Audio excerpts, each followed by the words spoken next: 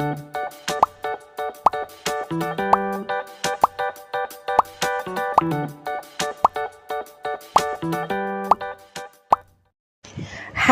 Assalamualaikum. Selamat datang di Nalasana Channel. Hari ini saya akan melanjutkan membacakan novel yang berjudul Terpaksa Menikahi Bad Boy bab 79. Jangan lupa di like, komen, dan subscribe ya. Selamat menikmati.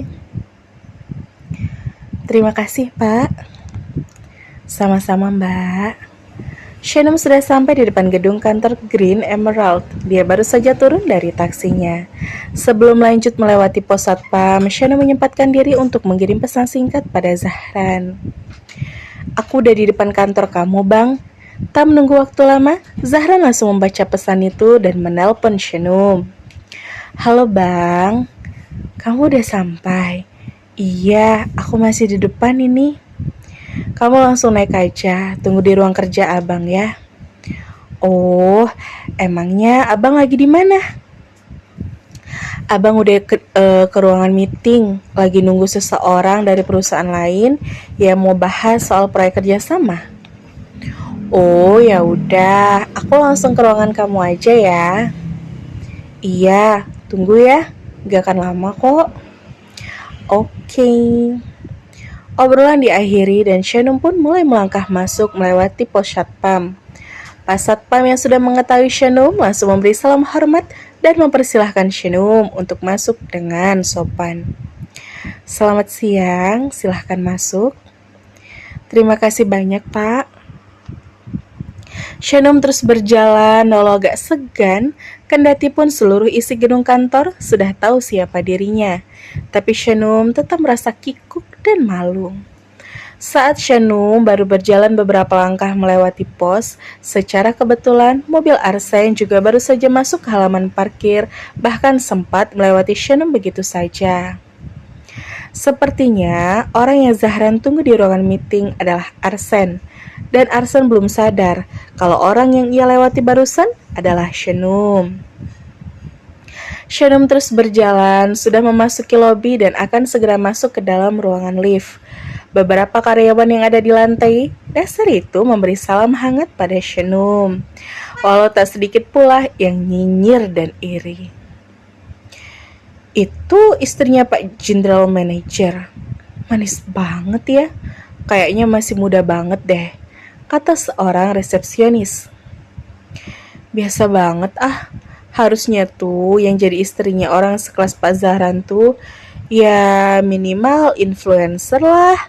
Aku masih agak menyayangkan sih kalau ternyata yang jadi istrinya Pak Zahran itu cuma perempuan biasa-biasa kayak dia, sahut temannya dengan julid. Lelaki sekelas Pak Zahran kayaknya udah gak mandang status dan kemewahan dari pasangannya. Yang dia cari pastilah kenyamanan. Ingat itu, kenyamanan, sentil resepsionis yang pertama. Terserah sih, tapi aku yakin banget kalau hubungan mereka gak akan lama. Secara Pak Zahran itu memiliki segalanya, pasti simpanannya juga banyak. Mulutmu julid banget sih. Itu cuma asumsi aku kok. Resepsionis yang berpikiran positif hanya geleng-geleng kepala dengan sikap rekannya yang julid abis itu. Arsen sudah masuk ke ruangan lobi dan berhenti beberapa saat di depan meja resepsionis. Saya sudah buat janji dengan Pak Ilham, kata Arsen mengkonfirmasi. Silahkan Pak, Anda sudah ditunggu di ruangan meeting di lantai 15 oleh Pak Ilham, jawab sang resepsionis dengan ramah. Oke, terima kasih.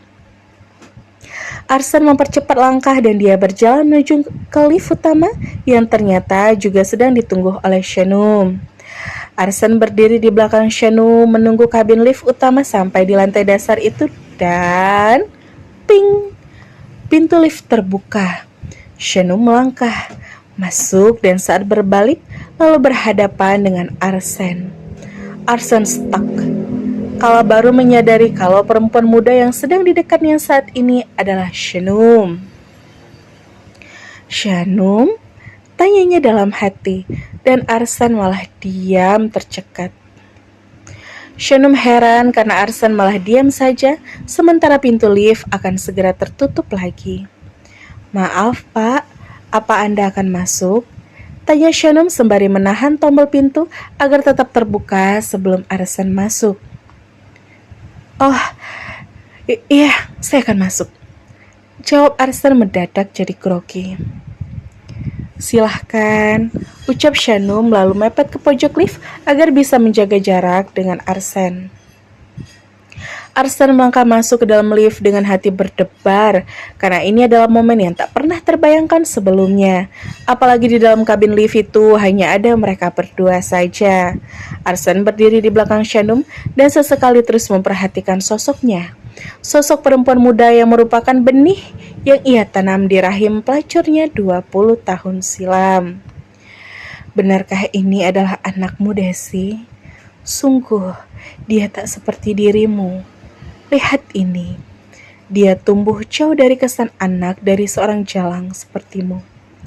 Arsan bicara dalam hati dengan degup jantung yang tak karuan. Shanum memencet tombol angka 15 dan Arsan juga akan ke lantai itu. Shanum berdiri tidak nyaman. Ini kali pertama dia ada di dalam lift berdua saja dengan lelaki lain selain suaminya. Shanum agak canggung dan meragu. Padahal orang yang berdiri satu ruangan dengannya saat ini adalah ayah biologisnya. Duh, jangan mikir yang aneh-aneh deh.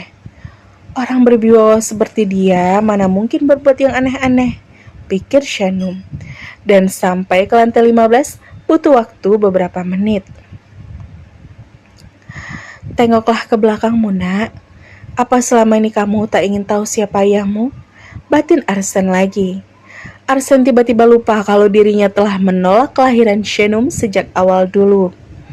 Tapi berada berdekatan seperti ini telah mengubah pandangan Arsan dalam sekejap mata saja. Tiba-tiba Arsan semakin mengakui kalau Shanum adalah anaknya, bagian dari dirinya. Tak ada obrolan yang terjalin, baik Arsan maupun Shanum sama-sama diam dan hanya berbicara dalam hati masing-masing saja. Ayolah, Liv, melesatlah ke atas dengan cepat. Aku gak nyaman berduaan sama orang lain begini. Oceh Shanum dalam hati. Maaf, kamu ini istrinya Zahran ya? Akhirnya Arsan kalah dan tak tahan untuk memulai basa-basi dengan Shanum. Shanum kaget dengan pertanyaan itu, lalu secara spontan dia menoleh ke arah Arsan sehingga Arsan tambah terpana dengan aura yang menaungi Shanum saat ini. Iya, saya istrinya Bang Zahran, jawab Shanum dengan canggung. Oh, begitu ya. Salam, saya Arsen, partner bisnis suami dari papa mertua kamu. Salam, saya Shanum. Sahut Shanum walau ragu dia tetap menjawab. Ping, beruntung mereka sudah sampai dan itu menjadi penutup dari pertemuan yang tak terduga itu. Arsan menyesal karena interaksi dengan Shanum hanya berjalan singkat saja. Mari, saya duluan. Pamit Shanum dan lekas melangkah keluar dari lift. Shanum mempercepat langkahnya menuju ke ruangan kerja suaminya. Silahkan, nak. Gumam Arsan menjawab dan matanya terus melihat kepada Shanum yang terus berjalan jauh. Jauh, terus sampai menghilang dari ufuk matanya. Penolakan menggebu di dalam hati terhadap Shanum seketika berubah menjadi perasaan gamang di hati Arsan. Rasa penasaran semakin menguasai diri. Apalagi saat mengetahui kalau Shanum tumbuh dengan baik seperti ini. Tiba-tiba, Arsan jadi ingin mengenal Shanum lebih dalam lagi. Pintu lift hampir tertutup lagi, dan Arsan tersadar dari lamunannya. Arsan menahan pintu agar tak tertutup, lalu ia keluar dan mengembalikan lagi wibawahnya. Setelah itu, dia pun segera pergi menuju ke ruangan meeting. Grafik di minggu pertama terpantau naik rata-rata 5% setiap harinya. Ini adalah tren yang sangat positif. Jelas Teja di depan layar besar yang menunjukkan grafik perkembangan bisnis kerja sama di antara kedua perusahaan besar itu. Ilham tampak senang. Dia takjub dengan laporan di minggu pertama kerjasamanya dengan Arsen. Sementara Zahran berusaha tetap konsentrasi memperhatikan raganya ada di ruangan meeting, tapi separuh jiwa dan hatinya sudah pergi ke ruangan kerjanya. Tak sabar ingin segera menemui istrinya. Dan Arsen malah tak konsentrasi. Fokusnya buyar karena mengingat Shanum terus. Terbesit rasa ingin kembali berbincang dengan Shanum. Keinginannya menjadi tak seiras dengan prinsipnya yang ingin menolak sosok Shanum. Bagaimana cara aku meminta maaf pada putriku? Pada kedua putriku. Kalau saja semua ini terungkap, kemungkinannya adalah baik Mel maupun Shanum. Keduanya pasti akan sangat membenciku. Pikir Arsen, dia benar-benar tak fokus pada Teja. Setelah tahu Shanum, hatinya menjadi plimpan. Apa ada opsi lain dari Anda, Pak Arsen? Tanya Ilham pada Arsen.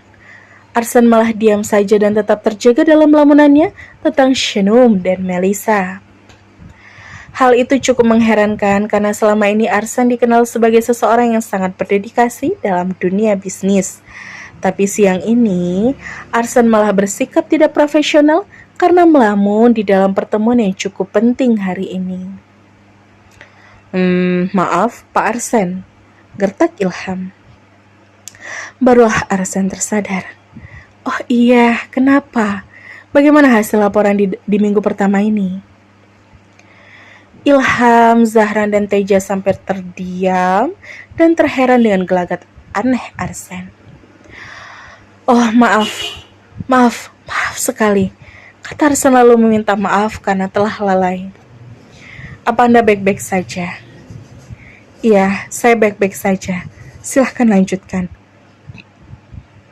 Ilham dan Zahran terheran-heran, tapi keduanya mencoba memaklumi dan sesi meeting dilanjutkan sampai selesai beberapa saat kemudian.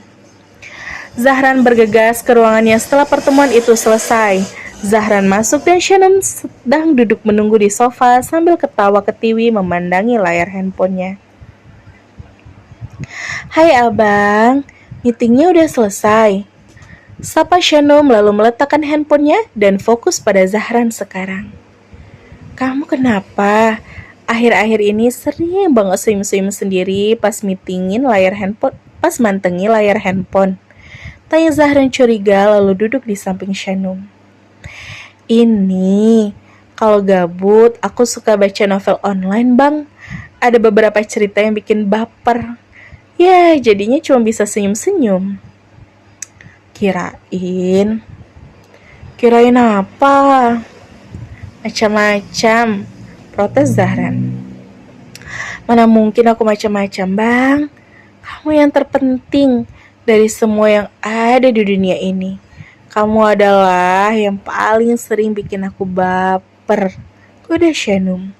Wajahnya yang innocent selalu sukses mengalahkan ego dan kecurigaan Zahran.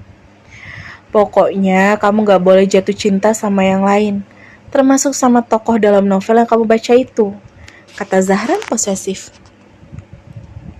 Idih, abang cemburu sama tokoh fiktif dalam novel. Kamu gak tahu kalau abang begitu cinta sama kamu. Abang gak mau ada pria lain yang ada di dalam tokoh imajinasi kamu, termasuk tokoh fiktif itu. Iya, aku cintanya cuma sama abang. Shannon menghibur Zahran dengan kata-kata manis. Sekarang dia tak ingin membuat Zahran kecewa lagi dengan alasan apapun. Harus. Oh iya, nih aku bawain kue. Kue semoga bisa menyuplai sumber energi buat abang. Udah 2 hari loh abang gak makan nasi, kata Shannon lalu di-unboxing kotak makanan yang ia bawa. Abang udah merasa lebih baik kok, yang terpenting adalah sugesti. Sugesti untuk segera pulih dari dalam diri, jawab Zahran. Yap, betul bang, pikiran yang positif adalah salah satu obat terbaik. Kamu benar. Ini siang ini nyambil ini dulu ya, atau mau pesan makanan berat? Nanti malam aja, mungkin nanti malam abang mau makan nasi lagi. Wah, alhamdulillah, mau dimasakin apa? Request saja. Sambut Shanum penuh sukacita. Apa aja, apapun yang kamu bikin selalu enak. Baiklah, ya udah, ini habiskan ya. Sebentar lagi aku pulang. Kenapa nggak tunggu sampai abang selesai kerja aja? Bisa kan? Pinta Zahran dengan manja. Abang mau aku tungguin. Iya. Ya udah, aku tungguin deh, tapi boleh sambil baca novel lagi ya. Boleh sayang. Oke deh. Zahra menyantap makanan yang dibawakan Shanum dan dia senang karena penyemangatnya akan menemani di sisa jam kerja hari ini. Arsen terus kepikiran Shanum sampai dia tak mampu konsentrasi. Di dalam perjalanan pulang pun dia jadi lebih banyak melamun. Hari ini dia menyetir sendiri. Asisten pribadinya juga sedang cuti sehingga ia pergi sendiri hari ini. Shanum, gumamnya. Dia menyebutkan nama itu dari dalam palung hati yang paling dalam. Shanum, bisakah aku menyimpan rahasia ini selamanya? Gumamnya lagi, dan di persimpangan jalan yang sedang cukup ramai, Arsen hendak menginjak pedal rem, tapi dia malah menginjak pedal gas sampai... Ya Tuhan! Prak! Keras! Arsen panik. Arsen menabrak beberapa kendaraan di depannya. Dan bersambung. Sampai ketemu di bab selanjutnya ya. Wassalamualaikum.